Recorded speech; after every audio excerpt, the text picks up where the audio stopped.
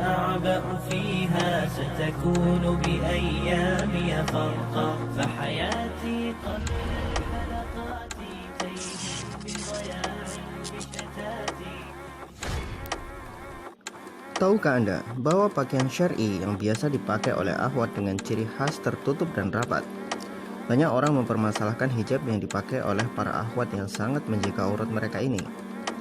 Masalahnya, kadang adalah ada sebagian orang yang mempermasalahkan hijab ini dan menghujat habis-habisan perkara ini.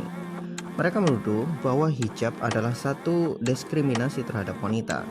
Mereka menuduh hijab adalah satu pembatasan hak bagi wanita. Mereka menganggap seolah-olah syariat Islam itu benar-benar sebuah kejahatan, benar-benar sebuah penindasan kepada wanita. Kenapa harus Islam? Padahal aturan memakai baju tertutup itu tidak hanya ada dalam Islam. Bahkan dalam Bible pun mengajarkan kepada pengikutnya agar menutup aurat dan memakai kerudung. Ya, tetapi umatnya lah yang tidak mematuhi ajaran Bible.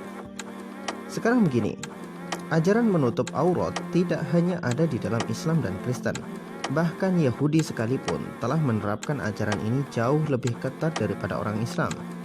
Orang-orang Yahudi ultra-ortodok menerapkan pakaian-pakaian tertutup ini kepada istri-istri dan anak-anak wanita mereka sebagai satu hukum ilahiyah yang harus ditaati.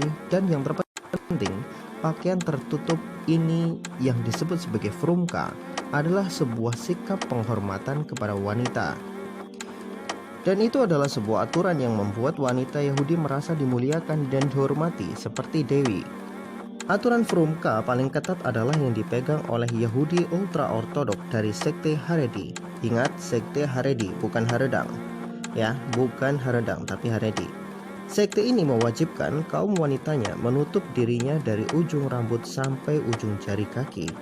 Ya, kalau orang yang tidak paham, mereka ini disangka wanita muslimah garis keras, radikal, teroris, dan lain sebagainya.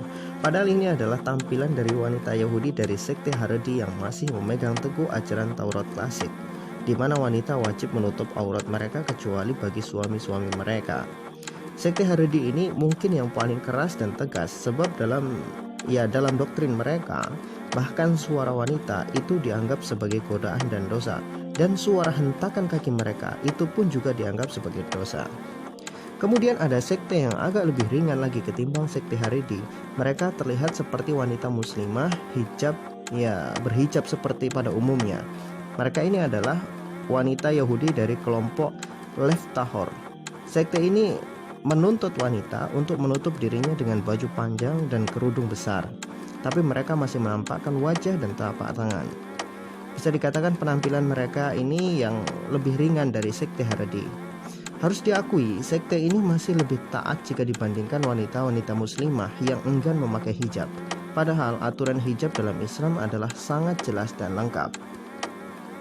Bagi orang-orang yang berpikir, mereka akan sadar bahwa aturan hijab terhadap hak-hak wanita, tetapi justru itu adalah sebuah perlindungan terhadap wanita agar terjaga harga diri mereka dan juga kehormatan mereka. Hijab pada dasarnya adalah sebuah benteng bagi seorang wanita, benteng yang melindungi mereka dari hal-hal yang buruk. Saya sering mendengar bahwa kaum wanita tidak mau berhijab karena kelakuan mereka tidak baik, atau mereka itu belum baik lah.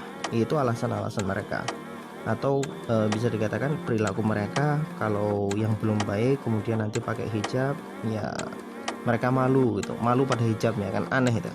Ini sebetulnya adalah sebuah hal yang salah kaprah dan kesalahan yang sangat fatal. Jadi sebagaimana sholat itu wajib hukumnya bagi manusia, juga hijab bagi wanita itu hukumnya wajib. Mau berdosa kek, mau pencuri kek, mau garo, mau rampok, tukang judi, pelacur, mereka tetap wajib sholat. Cuman orangnya saja banyak alasan untuk tidak mengerjakan sholat. Sama juga wanita, bahkan seorang pelacur sekalipun wajib pakai hijab setiap dia itu mau keluar dari rumah. Cuman karena banyak alasan,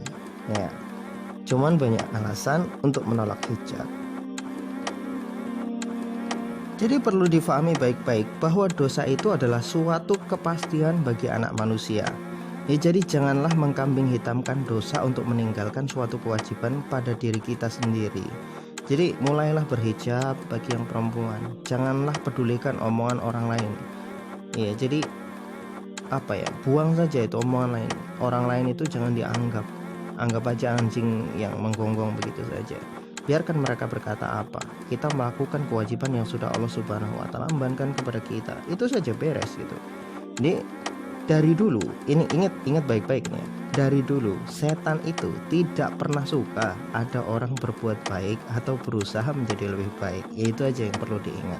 Wallahu a'lam bishawab.